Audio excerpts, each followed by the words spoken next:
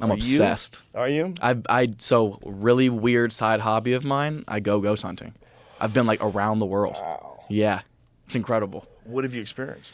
Have you ever had like an absolute moment where you're like, oh my God, I'm in the presence of a poltergeist? Still not 1,000%. I've definitely witnessed things that I cannot for the life of me explain that have creeped me out. The timing has been impeccable. I've seen things move that there's just no fucking way that they've moved. I've gotten answers back on EVPs, but for me, it is one of those things I do need to see it. Isn't an EVP like a radio though? No, EVP is just a recorder. It's a recorder. What's that radio thing? I'm sorry then. What is the one where they like listen? There's a bunch of different names. My daughter's heavily into this shit. What does she watch? Heavily. Sam and Colby. You had them on, right? Yes. So great guys. So I met these other guys. There's another channel called the Overnight Channel who are equally as popular as Sam and Colby, and they actually used to work together. And I believe they split off and each do their own thing. But that's who I started going with, so I'm very familiar with those guys. So these kids, the Sam and Colby guys, just went into the Conjuring house. I was just there, maybe a month and a half ago. You went into the Conjuring house by too? myself, Joe. Okay. Do you believe that there's something going on in that house?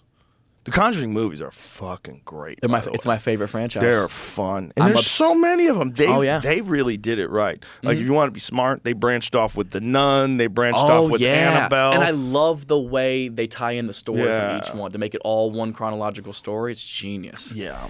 I will say I wasn't as scared as I've been in a lot of places we've been. There is some kind of solace to the house. But you get to know the history of it, and it does make sense that there would be something here. I mean, it's on some ley lines of water underground. There was wars fought there. There's apparently bodies buried on the property in the walls of the property structures and stuff.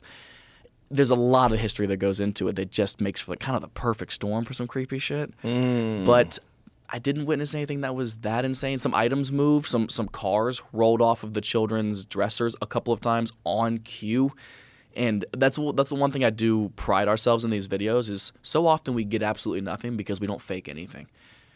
So you only get to see the highlights. Like, there's so many times we'll go to a place that is so notoriously haunted and we'll be there for 10 hours and get absolutely nothing. And it sucks